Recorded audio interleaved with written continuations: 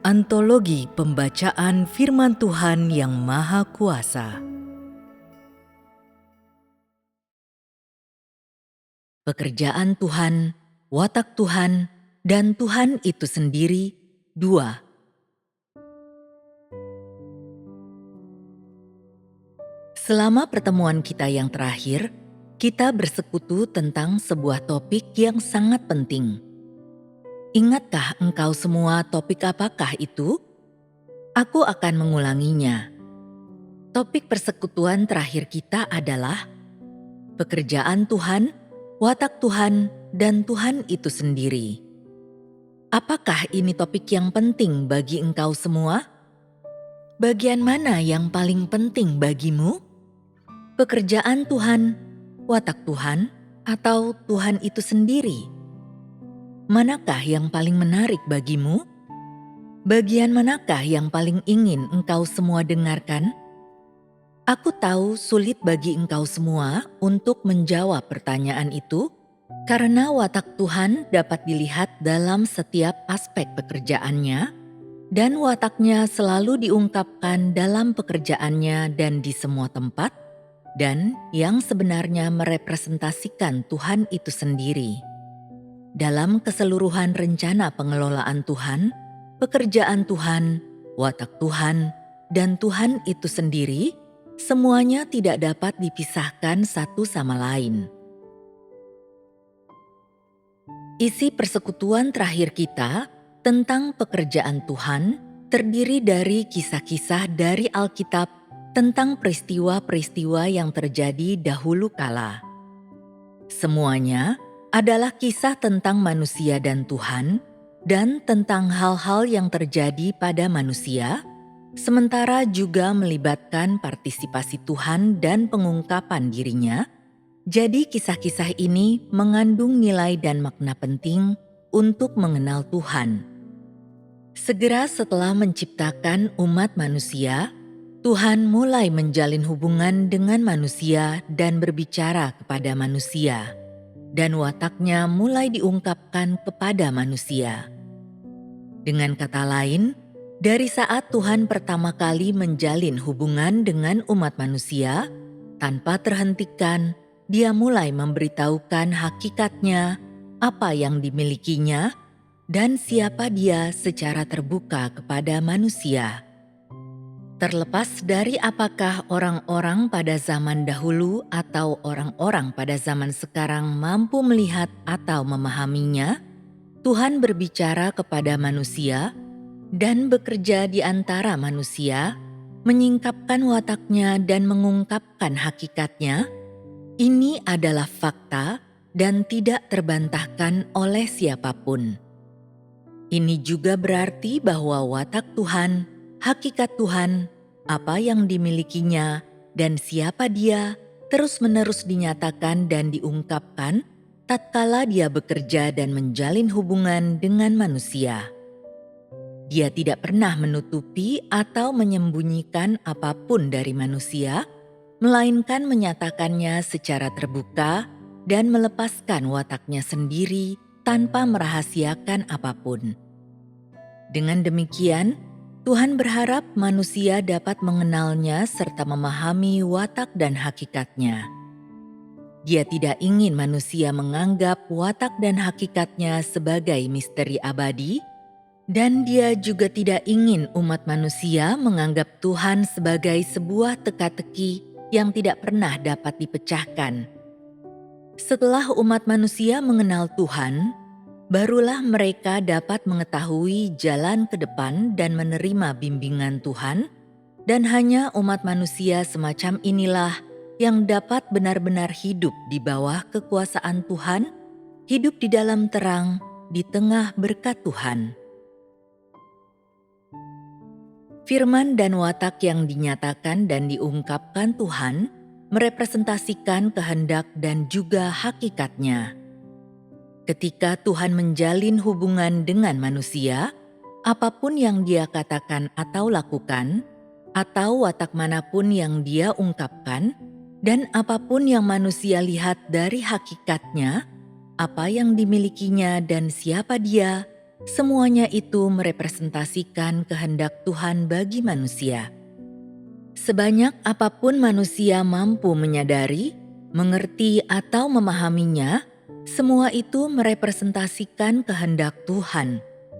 Kehendak Tuhan bagi manusia. Ini tidak diragukan lagi.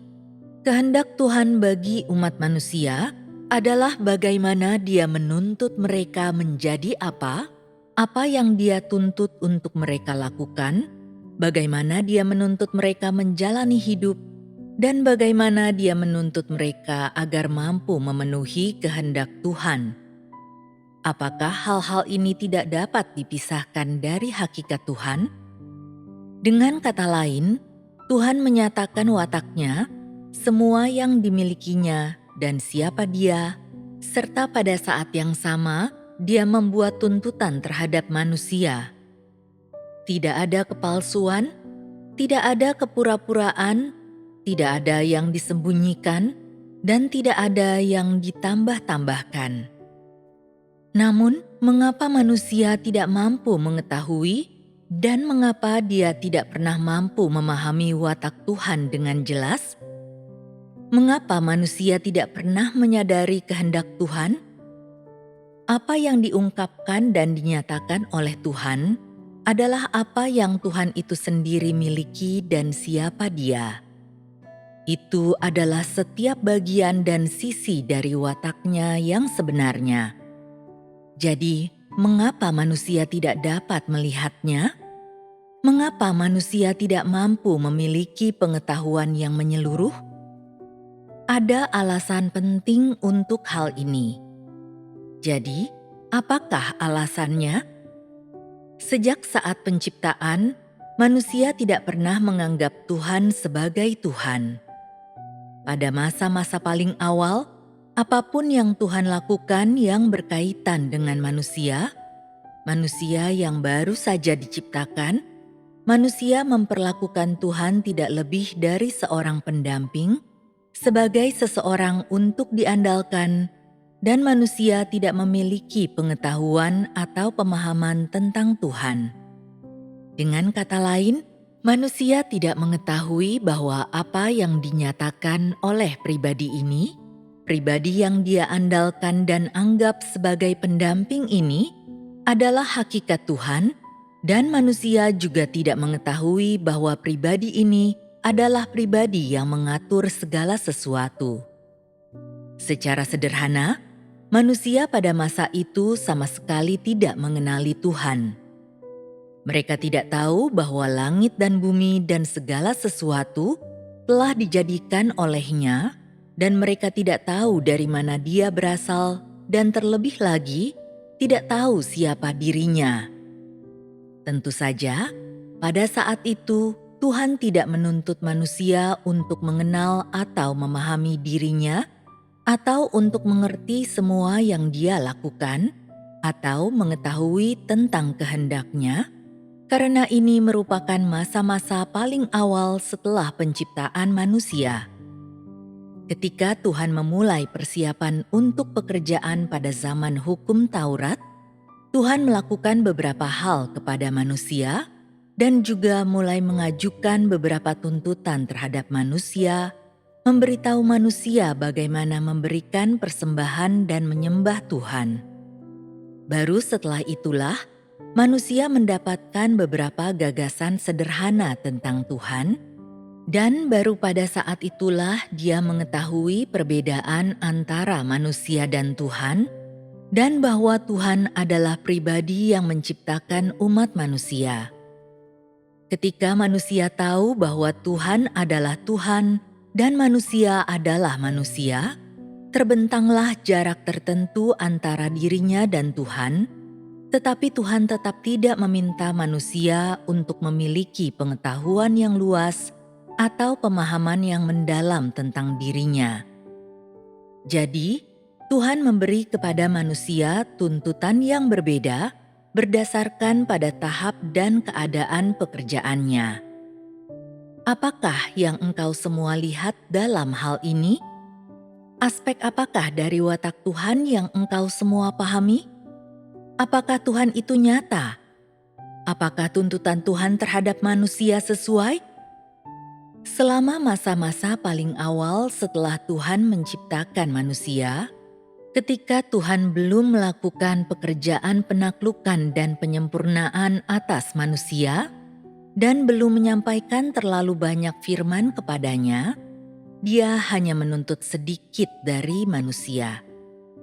Apapun yang manusia lakukan dan bagaimana dia berperilaku, bahkan jika dia melakukan beberapa hal yang menyinggung Tuhan, Tuhan mengampuni dan mengabaikan semuanya. Ini karena Tuhan tahu apa yang telah Dia berikan kepada manusia dan apa yang ada dalam diri manusia, dan dengan demikian Dia pun tahu standar tuntutan apa yang harus Dia buat bagi manusia.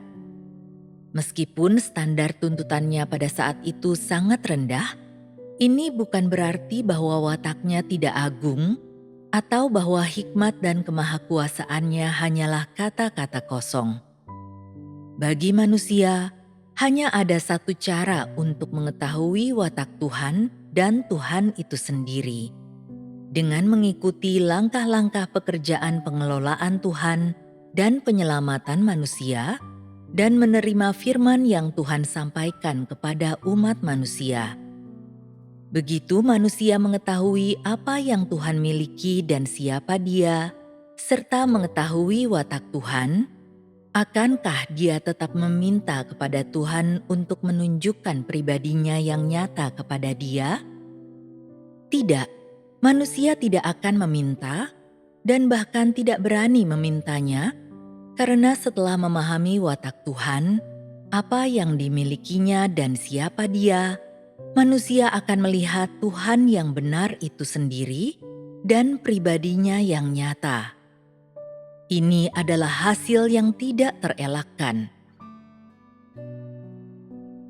Karena pekerjaan dan rencana Tuhan berkembang maju tanpa henti, dan setelah Tuhan membuat perjanjian pelangi dengan manusia sebagai tanda bahwa Dia tidak akan pernah lagi memusnahkan dunia menggunakan air bah, Tuhan memiliki keinginan yang semakin kuat untuk mendapatkan mereka yang bisa sepikiran dengannya.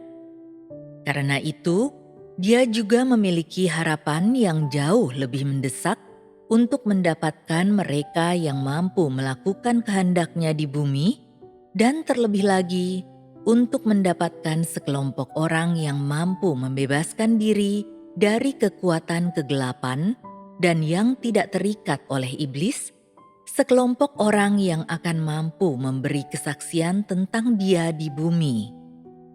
Mendapatkan sekelompok orang seperti itu adalah harapan Tuhan sejak lama.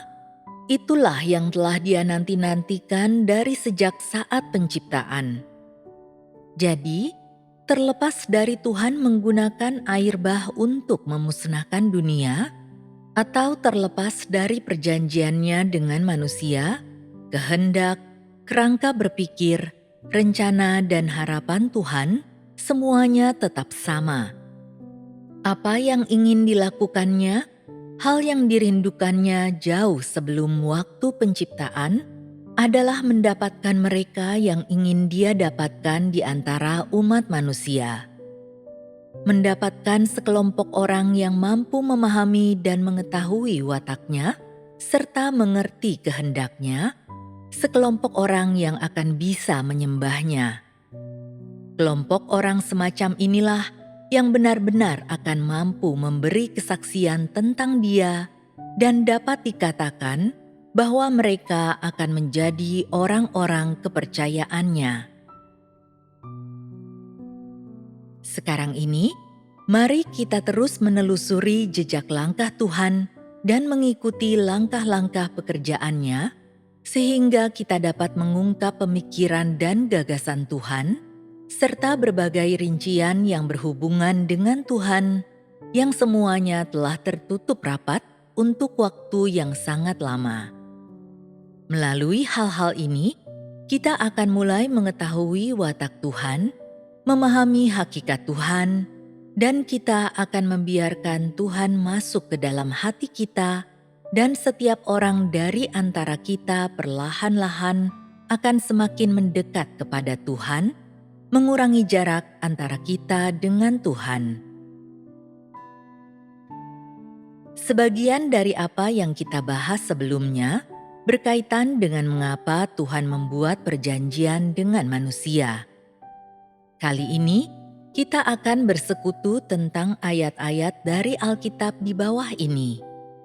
Mari kita mulai dengan membaca dari Alkitab. A. Abraham. 1. Tuhan berjanji memberikan seorang anak laki-laki kepada Abraham. Kejadian pasal 17 ayat 15-17. Lalu Tuhan berfirman kepada Abraham, "Mengenai Sarai istrimu, engkau tidak akan menyebutnya lagi Sarai, tetapi namanya akan menjadi Sara. Dan aku akan memberkatinya dan memberimu anak lelaki darinya. Ya, aku akan memberkatinya sehingga dia akan menjadi ibu dari bangsa-bangsa. Raja-raja dari segala bangsa akan lahir darinya." Lalu Abraham menunduk dan tertawa dan berkata dalam hatinya, "Mungkinkah seorang anak lelaki dilahirkan dari seorang yang sudah berumur 100 tahun? Dan mungkinkah Sara yang berumur 90 tahun melahirkan seorang anak?" Kejadian pasal 17 ayat 21-22. Tetapi perjanjianku akan kutetapkan dengan Ishak yang akan dilahirkan Sara bagimu di saat seperti ini juga di tahun yang akan datang. Lalu dia selesai berfirman kepada Abraham dan dia naik meninggalkan Abraham. 2. Abraham mempersembahkan Ishak. Kejadian pasal 22 ayat 2-3. Dan dia berfirman, "Ambillah anak lelakimu satu-satunya, Ishak, yang engkau kasihi, bawalah dia ke tanah Moria, dan persembahkanlah dia di sana sebagai korban bakaran di salah satu gunung yang akan kutunjukkan kepadamu." Maka Abraham bangun pagi-pagi benar dan memasang pelana keledainya, lalu membawa 2 orang bujang bersamanya dan Ishak anaknya. Dia juga membelah kayu untuk korban bakaran itu, lalu berangkatlah dia dan pergi ke tempat yang diperintahkan Tuhan kepadanya. Kejadian pasal 22 ayat 9-10. Tibalah mereka ke tempat yang Tuhan tunjukkan kepadanya. Lalu Abraham mendirikan mezbah di sana, menyusun kayu dan mengikat Ishak anaknya dan membaringkannya di mezbah itu di atas kayu. Lalu Abraham mengulurkan tangannya dan mengambil pisau untuk menyembelih anak lelakinya. Tak seorang pun dapat menghalangi pekerjaan yang telah Tuhan tetapkan untuk dilakukannya. Jadi, engkau semua telah mendengar kisah tentang Abraham. Dia dipilih oleh Tuhan setelah air bah memusnahkan dunia, namanya adalah Abraham, dan ketika dia berumur 100 tahun dan istrinya Sarai berumur 90 tahun, janji Tuhan datang kepadanya. Janji apa yang Tuhan buat kepadanya? Tuhan menjanjikan hal yang disebutkan dalam Alkitab. "Dan aku akan memberkatinya dan memberimu anak lelaki darinya." Apakah latar belakang janji Tuhan untuk memberinya seorang anak laki-laki? Alkitab memberikan catatan berikut ini. Lalu Abraham menunduk dan tertawa dan berkata dalam hatinya, "Mungkinkah seorang anak lelaki dilahirkan dari seorang yang sudah berumur 100 tahun? Dan mungkinkah Sara yang berumur 90 tahun melahirkan seorang anak?" Dengan kata lain, Pasangan berusia lanjut ini terlalu tua untuk melahirkan anak. Lalu, apa yang Abraham lakukan setelah Tuhan berjanji kepadanya? Dia menunduk dan tertawa dan berkata dalam hatinya, "Mungkinkah seorang anak lelaki dilahirkan dari seorang yang sudah berumur 100 tahun?" Abraham yakin bahwa hal itu tidak mungkin, yang berarti dia percaya bahwa janji Tuhan kepadanya tidak lebih dari sebuah lelucon. Dari sudut pandang manusia, ini adalah sesuatu yang tidak dapat dicapai oleh manusia dan juga tidak dapat dicapai oleh Tuhan dan merupakan sebuah kemustahilan bagi Tuhan. Mungkin bagi Abraham hal ini menggelikan.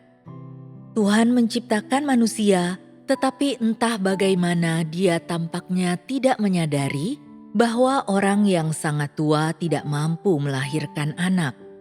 Tuhan mengira dia dapat memampukanku untuk melahirkan anak. Dia mengatakan bahwa dia akan memberiku seorang anak laki-laki.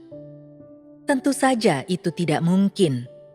Jadi, Abraham tersungkur dengan mukanya sampai ke tanah dan tertawa dan berkata dalam hatinya, "Tidak mungkin, Tuhan bercanda denganku, ini tidak mungkin benar." Abraham tidak menganggap serius firman Tuhan. Jadi, di mata Tuhan, orang macam apakah Abraham itu? Orang benar. Di mana dikatakan bahwa dia adalah orang benar? Engkau semua berpikir bahwa semua orang yang Tuhan panggil adalah orang benar dan sempurna, bahwa mereka semua adalah orang yang berjalan bersama Tuhan. Engkau semua terpaut pada doktrin. Engkau semua harus memahami dengan jelas bahwa ketika Tuhan mendefinisikan seseorang, Dia tidak melakukannya dengan semena-mena. Di sini, Tuhan tidak mengatakan bahwa Abraham adalah orang benar. Di dalam hatinya, Tuhan memiliki standar untuk mengukur setiap orang. Meskipun Tuhan tidak mengatakan orang macam apakah Abraham itu, berdasarkan perilakunya, iman seperti apa yang Abraham miliki kepada Tuhan? Apakah ini sedikit abstrak? Atau apakah dia seseorang yang memiliki iman yang besar? Tidak.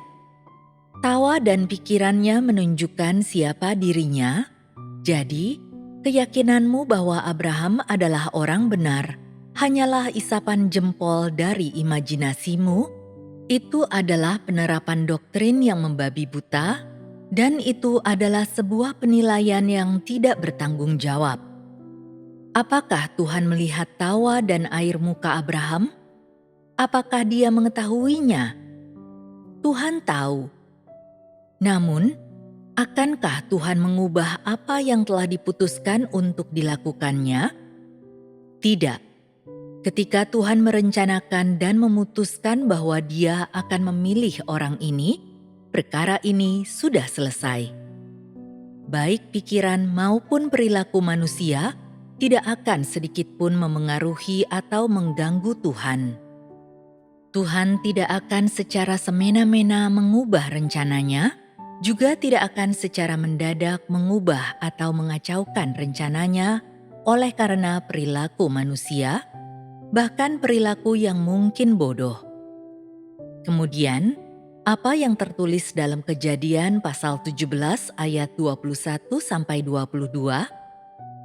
Tetapi perjanjianku akan kutetapkan dengan Ishak yang akan dilahirkan Sarah bagimu di saat seperti ini juga di tahun yang akan datang. Lalu dia selesai berfirman kepada Abraham dan dia naik meninggalkan Abraham. Tuhan tidak memberi sedikit pun perhatian pada apa yang Abraham pikirkan atau katakan. Apakah alasan dia tidak mengindahkannya? Alasannya karena pada waktu itu, Tuhan tidak menuntut manusia harus memiliki iman yang besar atau mampu memiliki pengetahuan yang besar akan Tuhan, atau terlebih lagi mampu memahami apa yang Tuhan lakukan dan katakan. Dengan demikian, Dia tidak meminta manusia untuk sepenuhnya memahami apa yang Dia tetapkan untuk dilakukan, atau orang-orang yang Dia putuskan untuk dipilihnya, atau prinsip-prinsip dari tindakannya, karena tingkat pertumbuhan manusia sangat tidak memadai. Pada waktu itu, Tuhan menganggap apapun yang Abraham lakukan dan bagaimanapun perilakunya sebagai sesuatu yang normal.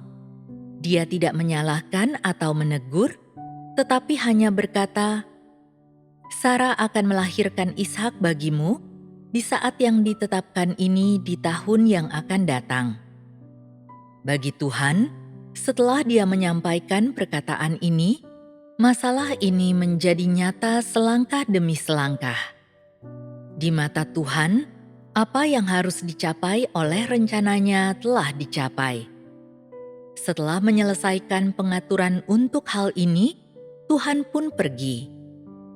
Apa yang manusia lakukan atau pikirkan, apa yang manusia pahami, rencana-rencana manusia, tak satu pun dari semua ini ada kaitannya dengan Tuhan. Segala sesuatunya berjalan menurut rencana Tuhan, sesuai dengan waktu dan tahap yang ditetapkan oleh Tuhan. Seperti inilah prinsip pekerjaan Tuhan. Tuhan tidak mencampuri apapun yang manusia pikirkan atau ketahui, tetapi Dia juga tidak melupakan rencananya atau meninggalkan pekerjaannya hanya karena manusia tidak percaya atau tidak memahaminya. Dengan demikian, fakta yang terlaksana adalah sesuai dengan rencana dan pemikiran Tuhan. Inilah tepatnya yang kita lihat dalam Alkitab. Tuhan menyebabkan Ishak dilahirkan pada waktu yang telah Dia tetapkan. Apakah fakta tersebut membuktikan bahwa perilaku dan tindakan manusia menghalangi pekerjaan Tuhan? Semua itu tidak menghalangi pekerjaan Tuhan. Apakah iman manusia yang kecil kepada Tuhan serta gagasan dan imajinasinya tentang Tuhan memengaruhi pekerjaan Tuhan? Tidak, sama sekali tidak. Rencana pengelolaan Tuhan tidak dipengaruhi oleh manusia, perkara atau lingkungan apapun. Semua yang Dia tetapkan untuk dilakukan akan diselesaikan dan terlaksana pada waktunya dan sesuai dengan rencananya, dan pekerjaannya tidak dapat diganggu oleh siapapun. Tuhan mengabaikan aspek-aspek tertentu dari kebodohan dan ketidaktahuan manusia, dan bahkan mengabaikan aspek-aspek tertentu dari penentangan dan gagasan manusia terhadapnya, dan Dia melakukan pekerjaan yang harus Dia lakukan tanpa memedulikan apapun. Inilah watak Tuhan, dan inilah cerminan kemahakuasaannya. Pekerjaan pengelolaan Tuhan dan penyelamatan umat manusia dimulai dengan pengorbanan Ishak oleh Abraham. Setelah memberikan seorang anak laki-laki kepada Abraham, firman yang Tuhan telah sampaikan kepada Abraham pun digenapi. Ini bukan berarti bahwa rencana Tuhan berakhir di sini.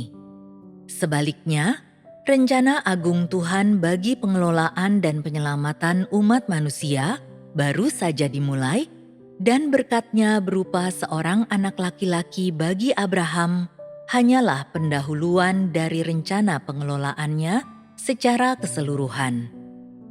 Pada saat itu, siapa yang tahu bahwa peperangan Tuhan dengan iblis telah dimulai secara diam-diam ketika Abraham mempersembahkan Ishak? Tuhan tidak peduli jikalau manusia itu bodoh. Dia hanya meminta agar manusia itu benar. Selanjutnya, mari kita lihat apa yang Tuhan lakukan kepada Abraham. Dalam Kejadian pasal 22 ayat 2, Tuhan memberikan perintah berikut ini kepada Abraham. Ambillah anak lelakimu satu-satunya, Ishak, yang engkau kasihi, bawalah dia ke tanah Moria, dan persembahkanlah dia di sana sebagai korban bakaran di salah satu gunung yang akan kutunjukkan kepadamu. Maksud Tuhan jelas. Dia menyuruh Abraham untuk mempersembahkan anak laki-laki satu-satunya, Ishak, yang dia kasihi sebagai korban bakaran. Memandang hal ini pada zaman sekarang, apakah perintah Tuhan masih bertentangan dengan gagasan manusia? Ya, semua yang dilakukan Tuhan pada waktu itu sangat bertentangan dengan gagasan manusia. Itu tidak dapat dipahami manusia. Dalam gagasan mereka, manusia mempercayai hal-hal berikut ini. Ketika seseorang tidak percaya dan menganggapnya mustahil, Tuhan memberikan kepadanya seorang anak laki-laki, dan setelah dia memperoleh anak laki-laki, Tuhan memintanya untuk mengorbankan anaknya. Bukankah ini sama sekali tidak masuk akal? Apa yang sebenarnya ingin dilakukan Tuhan? Apa maksud Tuhan yang sebenarnya? Dia memberikan seorang anak kepada Abraham tanpa syarat, tetapi dia juga meminta Abraham untuk memberikan korban persembahan tanpa syarat. Apakah ini berlebihan? Dari sudut pandang pihak ketiga, ini tidak hanya berlebihan, tetapi ini juga merupakan kasus mencari gara-gara. Namun Abraham sendiri tidak merasa bahwa Tuhan meminta terlalu banyak. Meskipun dia memiliki sedikit pendapatnya sendiri tentang hal itu, dan meskipun dia sedikit curiga akan Tuhan, dia tetap siap untuk memberikan persembahan itu. Pada titik ini, apa yang kau lihat yang membuktikan bahwa Abraham bersedia mempersembahkan anaknya? Apa yang dikatakan dalam kalimat-kalimat ini? Teks aslinya memberikan catatan sebagai berikut. Maka Abraham bangun pagi-pagi benar dan memasang pelana keledainya, lalu membawa 2 orang bujang bersamanya dan Ishak anaknya. Dia juga membelah kayu untuk korban bakaran itu. Lalu berangkatlah dia dan pergi ke tempat yang diperintahkan Tuhan kepadanya.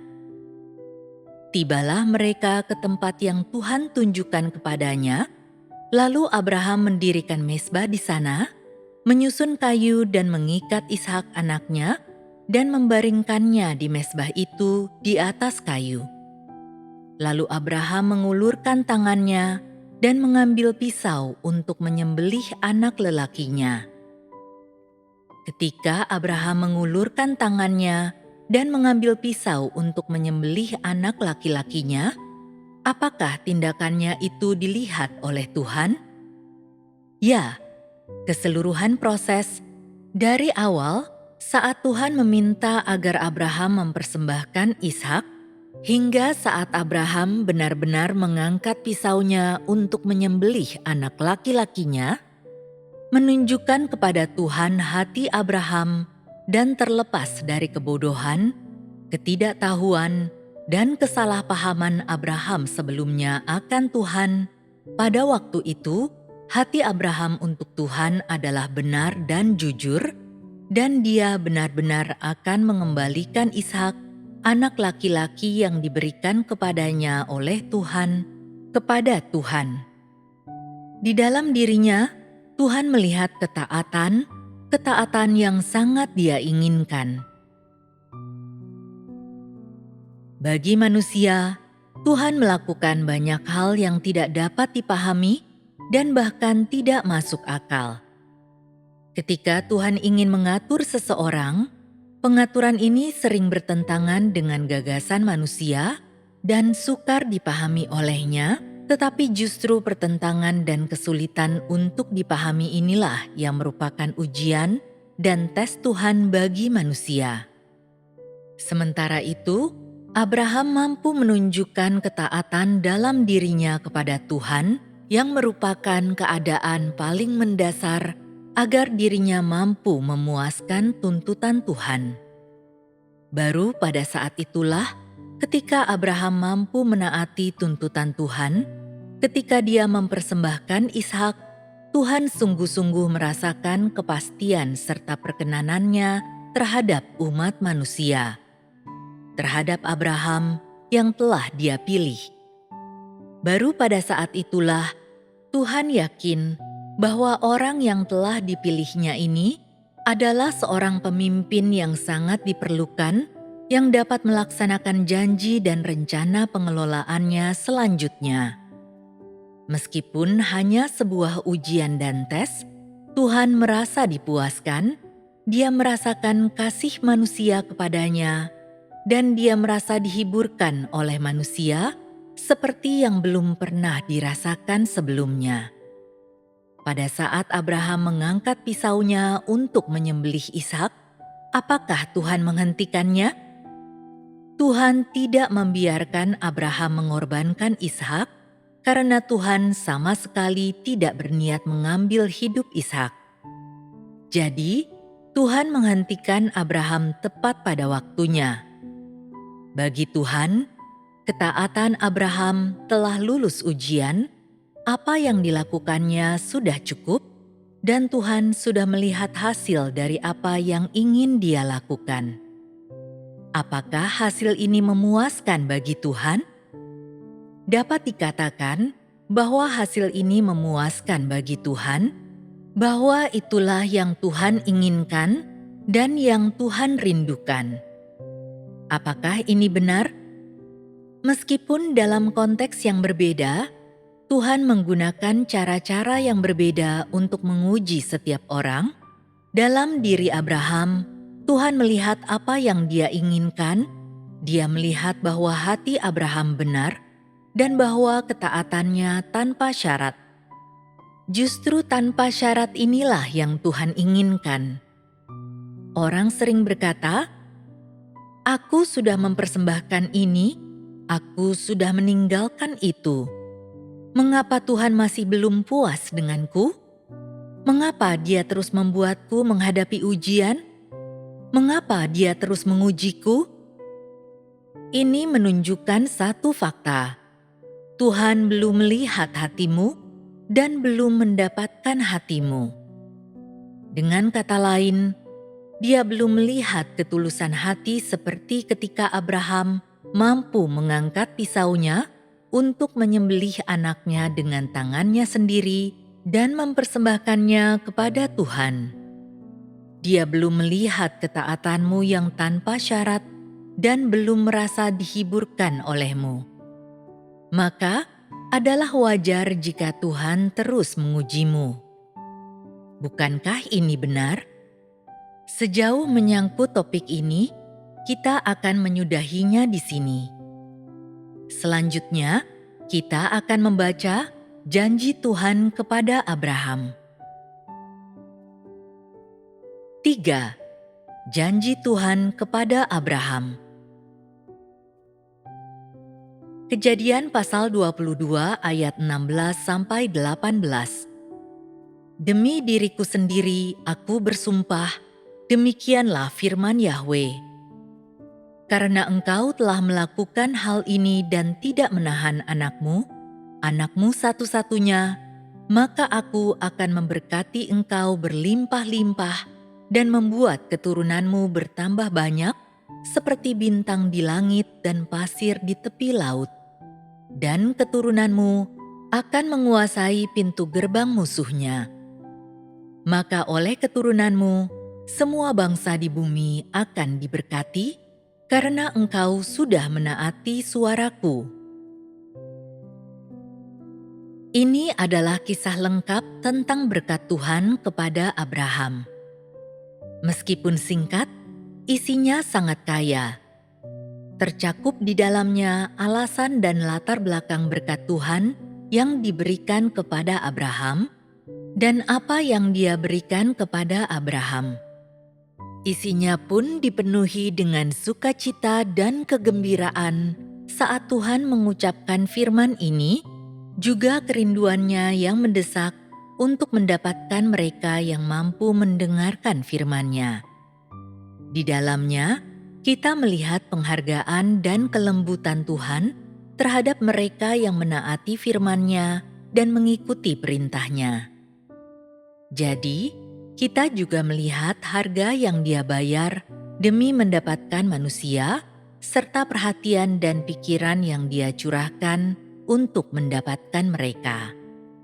Selain itu, ayat yang berisi kata-kata ini, "Demi diriku sendiri aku bersumpah," menunjukkan kepada kita perasaan yang kuat akan kepahitan dan kepedihan yang ditanggung oleh Tuhan dan hanya Tuhan di balik layar pekerjaan rencana pengelolaannya ini.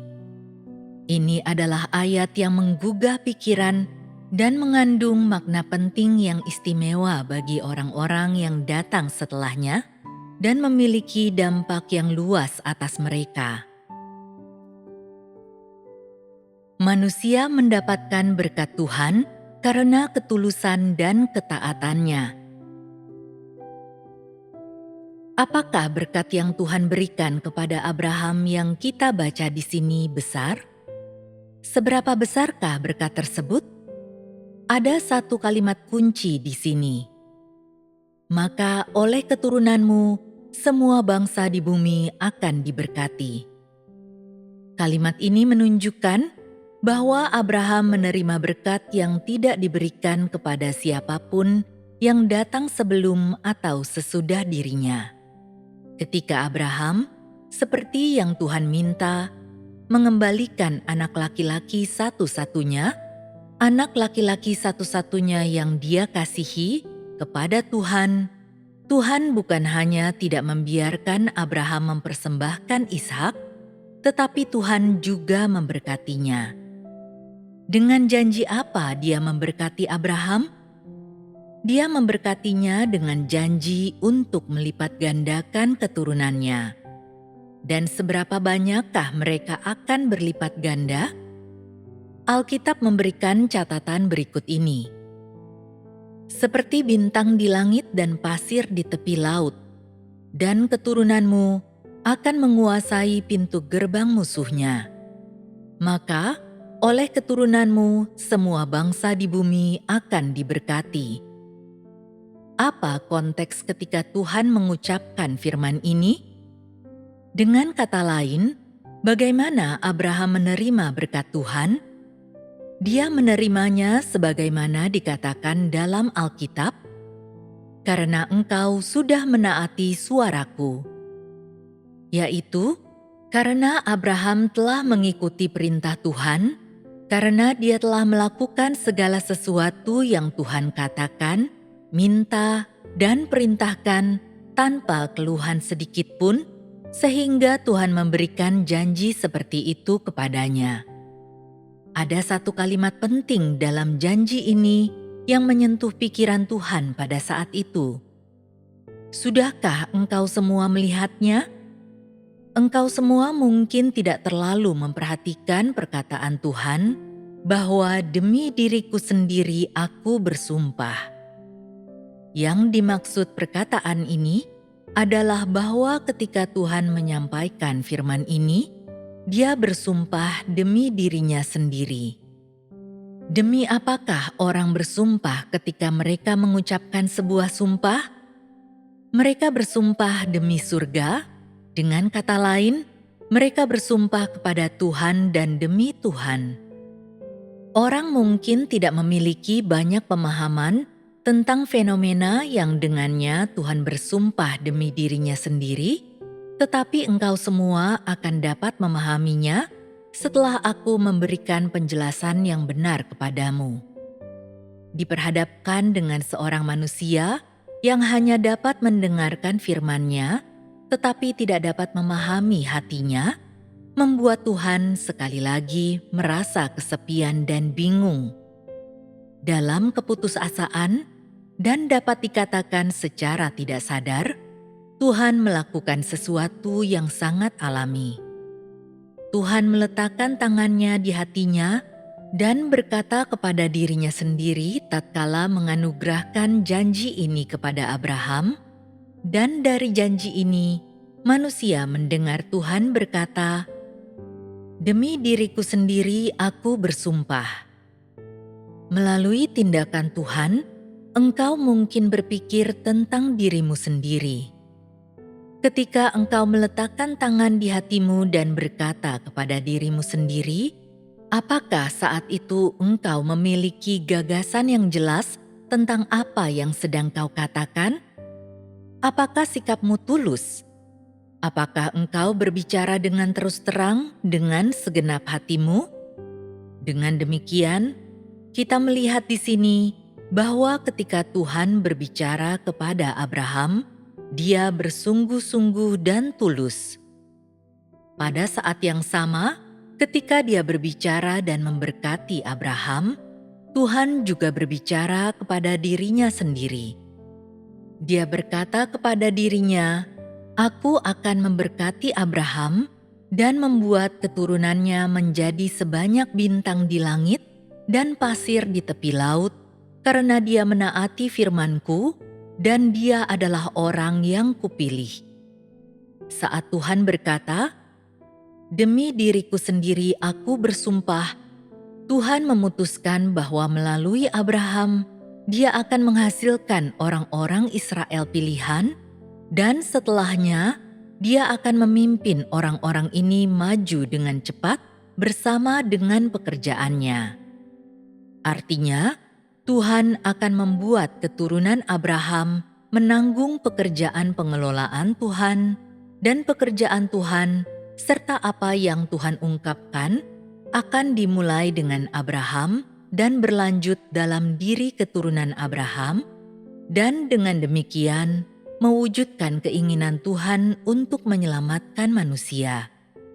Menurut engkau semua, bukankah ini adalah sebuah berkat? Bagi manusia, tidak ada berkat yang lebih besar dari ini. Dapat dikatakan bahwa ini adalah berkat yang paling besar. Berkat yang Abraham dapatkan bukanlah pelipat gandaan jumlah keturunannya, melainkan pencapaian Tuhan atas pengelolaan, amanat dan pekerjaannya dalam diri keturunan Abraham. Ini berarti berkat yang diperoleh Abraham tidak sementara, melainkan terus berlanjut seiring berkembangnya rencana pengelolaan Tuhan. Ketika Tuhan berbicara, ketika Tuhan bersumpah demi dirinya sendiri, Dia telah membuat sebuah ketetapan. Apakah proses ketetapan ini benar? Apakah itu nyata? Tuhan berketetapan bahwa sejak saat itu dan seterusnya, upayanya, harga yang Dia bayar, apa yang dimilikinya dan siapa Dia, seluruh dirinya, dan bahkan hidupnya akan diberikan kepada Abraham dan keturunan Abraham. Tuhan juga berketetapan bahwa dimulai dari sekelompok orang ini, Dia akan mewujudkan perbuatannya dan memungkinkan manusia untuk melihat hikmat, otoritas, dan kuasanya. Mendapatkan mereka yang mengenal Tuhan dan mampu bersaksi tentang Dia adalah keinginan Tuhan yang tidak pernah berubah. Pada saat yang sama, ketika Dia berbicara kepada dirinya sendiri, Tuhan juga berbicara kepada Abraham. Tetapi selain mendengar berkat yang Tuhan berikan kepadanya, apakah Abraham dapat memahami keinginan Tuhan yang sebenarnya dalam semua firman-Nya pada saat itu? Tidak. Jadi, pada saat itu, ketika Tuhan bersumpah demi dirinya sendiri, hatinya tetap merasa kesepian dan sedih. Tetap tak seorang pun yang dapat mengerti atau memahami apa yang Dia maksudkan dan rencanakan. Pada saat itu, tak seorang pun, termasuk Abraham, yang dapat berbicara kepadanya dari hati ke hati, apalagi bekerja sama dengannya dalam melakukan pekerjaan yang harus dia lakukan. Di permukaan, Tuhan telah mendapatkan Abraham, seseorang yang dapat menaati firman-Nya. Namun kenyataannya, pengetahuan orang ini akan Tuhan hampir tidak ada. Meskipun Tuhan telah memberkati Abraham, hati Tuhan tetap tidak puas. Apa maksudnya Tuhan tidak puas? Itu berarti pengelolaannya baru saja dimulai. Itu berarti orang-orang yang ingin dia dapatkan, orang-orang yang rindu dia lihat, orang-orang yang dia kasihi masih jauh darinya. Dia perlu waktu, dia perlu menunggu, dia perlu bersabar. Karena pada saat itu, selain Tuhan sendiri, tak seorang pun yang tahu apa yang dia butuhkan, atau apa yang ingin dia dapatkan, atau apa yang dia rindukan. Jadi, pada saat yang sama dia merasa sangat gembira, Tuhan pun merasa hatinya sangat berat. Namun dia tidak menghentikan langkahnya, dan dia terus merencanakan langkah selanjutnya dari apa yang harus dia lakukan. Apakah yang engkau semua lihat di dalam janji Tuhan kepada Abraham? Tuhan menganugerahkan berkat yang sangat besar kepada Abraham hanya karena dia menaati firman-Nya. Meskipun di permukaan ini tampaknya biasa dan hal yang wajar, di dalamnya kita melihat hati Tuhan. Tuhan terutama menghargai ketaatan manusia kepadanya dan menghargai pemahaman manusia akan Dia serta ketulusan manusia terhadapnya. Seberapa dalamkah Tuhan menghargai ketulusan ini? Engkau semua mungkin tidak memahami seberapa dalam Dia menghargainya, dan mungkin tak seorang pun yang menyadarinya. Tuhan memberi seorang anak laki-laki kepada Abraham, dan setelah anak itu telah dewasa, Tuhan meminta Abraham untuk mempersembahkan anaknya kepada Tuhan. Abraham mengikuti perintah Tuhan dengan akurat, dia menaati firman Tuhan, dan ketulusannya itu menggerakkan hati Tuhan dan dihargai oleh Tuhan. Seberapa dalamkah Tuhan menghargainya? Dan mengapa Dia menghargainya? Pada saat tak seorang pun memahami firman Tuhan atau mengerti isi hatinya, Abraham melakukan sesuatu yang mengguncangkan langit dan membuat bumi bergetar, dan itu membuat Tuhan merasakan kepuasan yang belum pernah dirasakan sebelumnya, dan itu membuat Tuhan bersukacita karena mendapatkan seseorang yang mampu menaati firman-Nya. Kepuasan dan sukacita ini datang dari makhluk yang diciptakan oleh tangan Tuhan sendiri dan merupakan pengorbanan pertama yang manusia persembahkan kepada Tuhan, dan itu adalah hal yang paling Tuhan hargai sejak manusia diciptakan.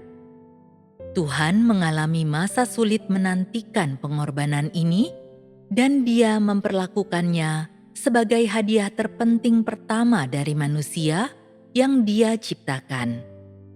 Ini menunjukkan kepada Tuhan buah pertama dari upayanya dan harga yang telah Dia bayar, dan itu memungkinkannya untuk melihat pengharapan pada umat manusia. Setelahnya, Tuhan memiliki kerinduan yang bahkan lebih besar untuk memiliki sekelompok orang seperti itu yang akan menemaninya, memperlakukannya dengan ketulusan, dan memedulikannya dengan ketulusan. Tuhan bahkan berharap Abraham akan hidup terus karena Dia ingin memiliki hati seperti hati Abraham yang menemaninya dan menyertainya saat dia melanjutkan pengelolaannya. Apapun yang Tuhan inginkan, itu hanyalah sebuah keinginan, hanyalah sebuah gagasan. Karena Abraham hanyalah seorang manusia yang mampu menaatinya dan tidak memiliki sedikit pun pemahaman atau pengetahuan akan Tuhan. Abraham adalah seseorang yang sangat jauh dari standar tuntutan Tuhan bagi manusia, yakni mengenal Tuhan, mampu bersaksi tentang Tuhan, dan sepikiran dengan Tuhan. Jadi, Abraham tidak dapat berjalan bersama Tuhan.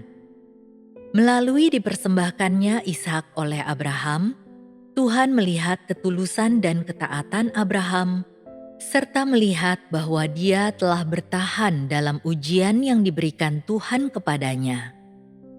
Meskipun Tuhan menerima ketulusan dan ketaatan Abraham, dia masih tidak layak untuk menjadi orang kepercayaan Tuhan, menjadi orang yang mengenal dan memahami Tuhan, dan orang yang memiliki pengetahuan tentang watak Tuhan. Dia masih jauh dari menjadi orang yang sepikiran dengan Tuhan dan yang melakukan kehendak-Nya. Jadi, di dalam hatinya, Tuhan tetap merasa kesepian dan gelisah. Semakin kesepian dan gelisah hati Tuhan, semakin perlu dia untuk sesegera mungkin melanjutkan pengelolaannya dan dapat memilih serta mendapatkan sekelompok orang untuk menyelesaikan rencana pengelolaannya dan melaksanakan kehendak-Nya secepat mungkin. Inilah keinginan Tuhan yang besar, dan keinginan ini tetap tidak berubah dari sejak awal sampai sekarang. Dari sejak Dia menciptakan manusia pada mulanya, Tuhan mendambakan sekelompok pemenang, sekelompok orang yang akan berjalan bersamanya dan mampu mengerti, mengenal, dan memahami watak-Nya. Keinginan Tuhan ini tidak pernah berubah. Berapa lama pun Dia masih harus menunggu, sesulit apapun mungkin jalan di depan, dan sejauh apapun tujuan yang mungkin Dia rindukan, Tuhan tidak pernah mengubah atau menyerah dalam pengharapan-Nya terhadap manusia.